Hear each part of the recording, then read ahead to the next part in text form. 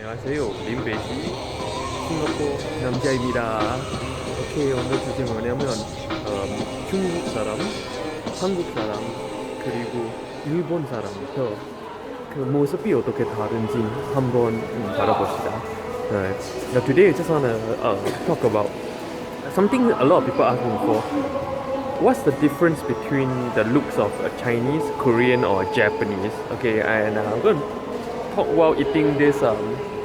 The most famous street food in Korea right now it's called hot dog. Okay? Hot dog, but there's like 1,000 different kinds of hot dogs in Korea, and this one with the hot dog with the potato all over it. This is kind of like the most famous.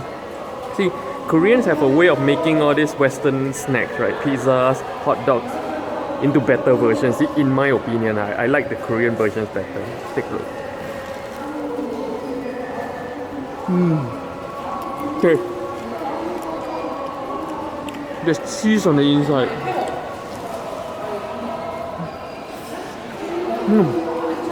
And sugar all over it. Oh, this is a calorie bomb, man. For just 2001, $1.50 US or about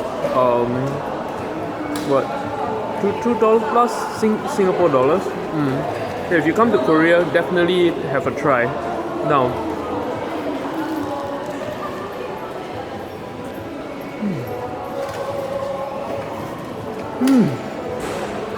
now there's no particular brand which is good. The specialty shop stores like this, and this is like a subway station. You can find it in most subway stations along the roadside, anywhere actually. There's no particular brand. Tastes really good. Okay.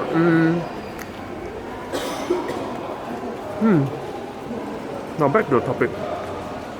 Now, after having lived in China for 12 years, Japan in 1 year, for 1 year, and Korea for 2 years, I came to one conclusion.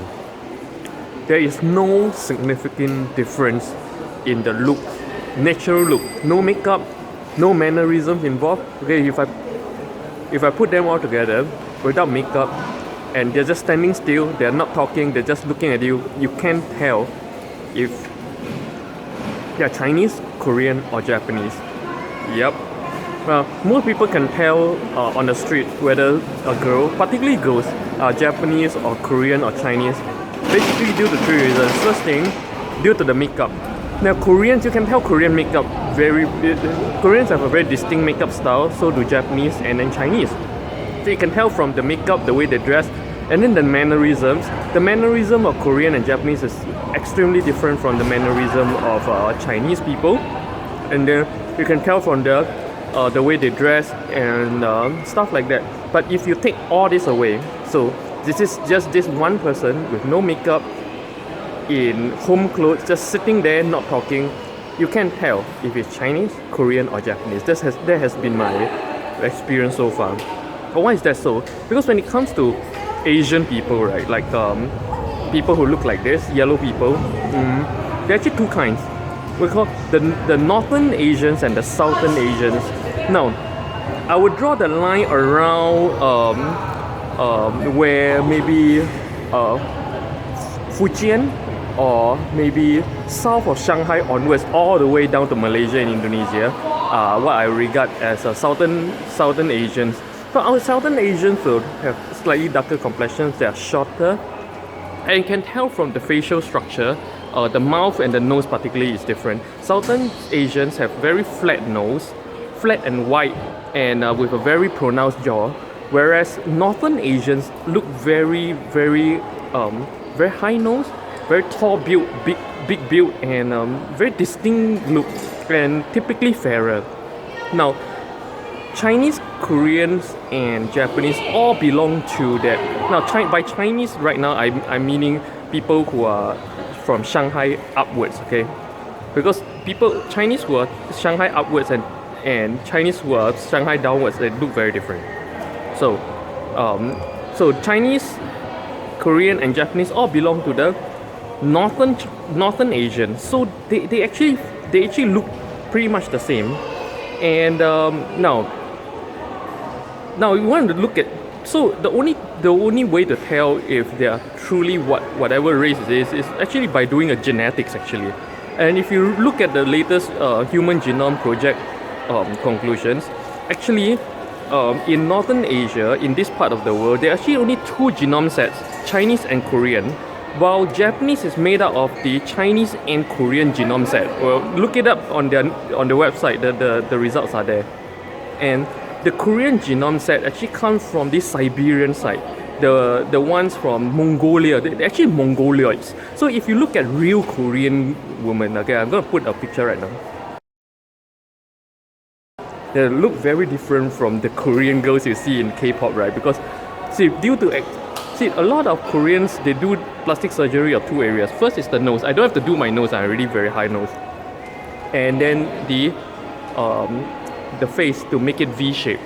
So actually naturally Koreans are more Mongoloid, so they actually have flatter nose with a wider face, square face, but they kind of modify it over the years. But when I see someone like this, I would think that they're either northeastern Chinese, Mongoloid, or Korean. It's still not just Korean, okay? And no, so why does Korean, Japanese, and Chinese now all look pretty much the same naturally? Because if you look at the history, now particularly during the Tang Dynasty, okay, during Tang Dynasty, Japanese, Korean, Chinese, they all pretty much, there's a lot of interaction between the three cultures. In fact, I would suspect that during that time there's only one culture, okay, and then this kind of split off after that. That's my own conclusion, by the way. And in fact, I suspect that during that time they all spoke the same language. That's my own suspicion, because I see too much similarities between the three languages, okay. But anyway, that's just my own opinion. Okay, and then now particularly during the Ming Dynasty, there is a huge influx of Chinese immigrants into Korea, and so they mingle with the Koreans, and so there's a lot of intermarriage and everything. So genetically today, if you look at a Korean with a particularly sharp face, and they're probably genetically not Korean, okay. So that's why it's very hard to determine, say, what is a Korean, okay. Genetically it's very hard to be Korean, Chinese, or Japanese, because there's too much mixing between the cultures over the past 1,000 years. Imagine that, how much mixing there has been between the culture. That's why today when you look at a person, Chinese, Japanese, or Korean, they pretty much look the same, because I think because due to tens of generations of intermarriage. Actually, Koreans as a race is called the Chosunjuk. In Chinese it's called Chaoxianzhu, which is the Korean ethnicity, right? Now the thing is this, the Korean ethnicity don't exist only in Korea as we know today, meaning North and South Korea. They also exist in a huge part of China as well. In the northeastern part of China, there is a place, entire villages which are completely Korean. They all speak Korean, but they are Chinese by nationality, you see. So so that adds a little a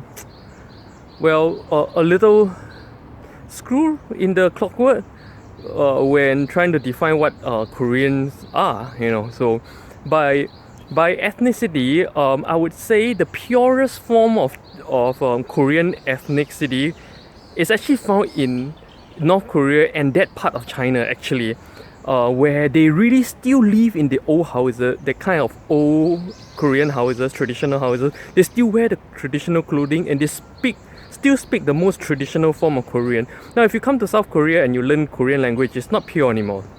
It's not the earliest form of Korean, because about half of your vocabulary is actually from English. So it's not really, that's why the South Koreans and North Koreans, when they talk to each other in an official meeting, they need a translator, because the North Koreans won't understand any of this English vocabulary, English-based vocabulary. And to make things a little bit complicated, what you call Chinese isn't just one kind of person, or one kind of people, one kind of ethnicity. In China, it is recognized that Chinese race is made up of 56 different cultures and ethnicities, called 56个民族.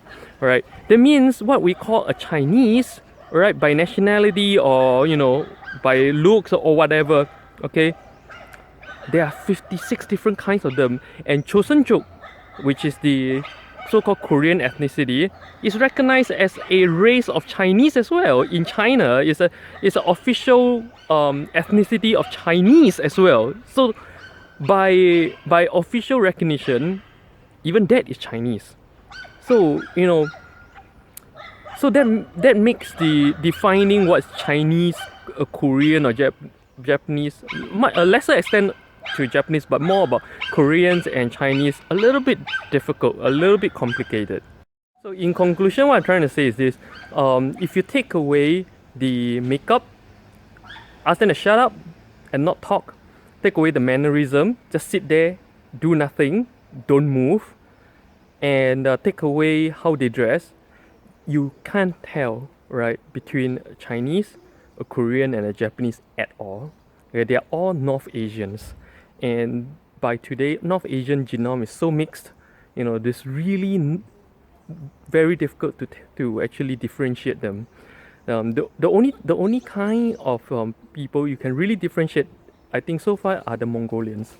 The really pure gene Mongolians, you can really tell. Slitted eyes, square face, big body, and they look very distinct from Chinese, Koreans, or Japanese. Apart from Mongolians, I would say Chinese, Korean, Japanese, they all look the same. Even most people think I'm Korean here, but I'm not, right?